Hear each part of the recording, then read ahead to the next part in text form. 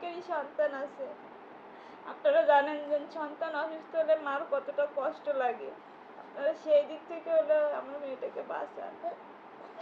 আপনাদের কাছে হাত জোর করতেছি। হয়তো আমার ভিক্ষা করা লাগতো, দাঁড়ে দাঁড়ে ঘোরা লাগতো, মানুষের কাছে হাত পেতে ভিক্ষা চাওয়া লাগতো।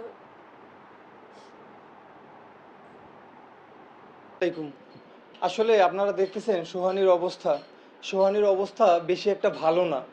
সোহানীর দেখেন চোখে পাতা পর্যন্ত পানি চলে আসছে, পেটের অবস্থা দেখেন, পেটটা একদম কিন্তু ফুলে গেছে।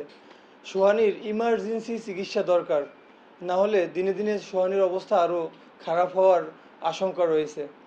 সোহানীর মায়ের সাথে একটু কথা বলি। আপা, আসলে সোহানীর এই অবস্থা কতদিন যাবত? এই 1.5 বছর ধরেও অসুস্থ। প্রথম থেকে কি রকমের সিমটম ছিল? প্রথম থেকে হচ্ছে আপনার ওর চোখ ফুলছিল, শুধু চোখ। আমরা মনে করছিলাম যে হয়তো ঘুমে সমস্যা হয়েছে, এই জন্য আর কি চোখটা ফুলে গেছে। এরপর দেখলাম যে হাত পা পেট ফুলতেছে। আমরা মনে করলাম যে হয়তো বা অ্যালার্জির জন্য এরকম হচ্ছে। আমরা ডাক্তার দেখালাম। ডাক্তার দেখানোর পর হচ্ছে ডাক্তারে অ্যালার্জির ওষুধ দিল।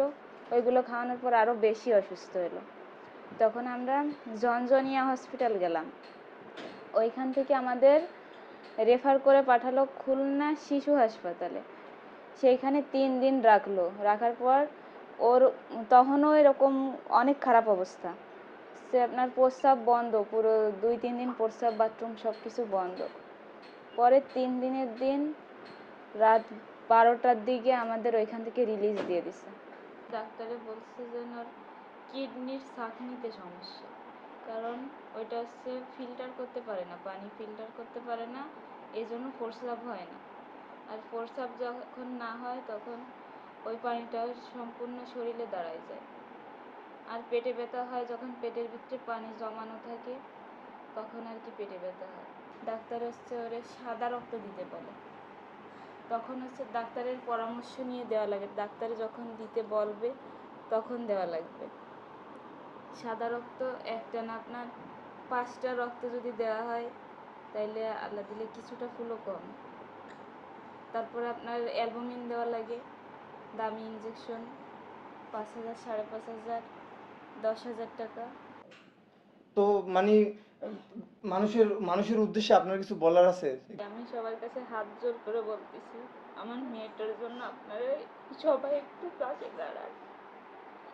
সবাই মিলে আমার মেয়েটাকে বাঁচান। আপনাদের প্রত্যেকেরই সন্তান আছে। আপনারা জানেন যে সন্তান অসুস্থ হলে মার কতটা কষ্ট লাগে। আপনারা সেই দিক থেকে হলে আমার মেয়েটাকে বাঁচান। আপনাদের কাছে হাত জোর করতেছি। দেখেন কিভাবে তো কান্না করে, এটা কি কোনো মা সহ্য করতে পারে? আমার তো কিছুই করার নাই, আমি শুধু মুখ বুজে সহ্য করতেছি আর দেখে যাচ্ছি।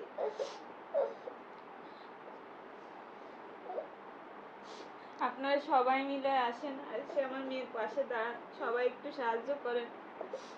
আপনাদের কাছে হাত জোর করতেছি আমি। সোহানীর কান্না শুনলে মানে কতটা হৃদয় বিদারক, আপনারা যদি দেখেন সোহানীর কান্না সহ্য করার মতো না। প্লিজ আমি আবারও বলতেছি, 5 টাকা 10 টাকা যে যতটুকু পারেন ভাই, প্লিজ এই অবুঝ বাচ্চাটার দিকে একটু তাকান আপনারা। যদি কেউ 5 টাকা 10 টাকা না দিতে পারেন, পোস্টটাকে একটু শেয়ার করেন, আর একটা ভাই দেখুক, সে ওর জন্য কিছু দান করুক। সোহানীর চিকিৎসা চলমান থাক। ওদের ফ্যামিলির অবস্থা খুব খারাপ, ওরা যে চিকিৎসা কন্টিনিউ করবে সেই সামর্থ্য তাদের নেই। সোহানীর বাবা সামান্য একজন ভ্যান চালক, সে অ্যাক্সিডেন্ট করে এখন তার কর্ম হারিয়েছে। তাই আবারও বলতেছি, সোহানীর পাশে দাঁড়ান। আসসালামু আলাইকুম।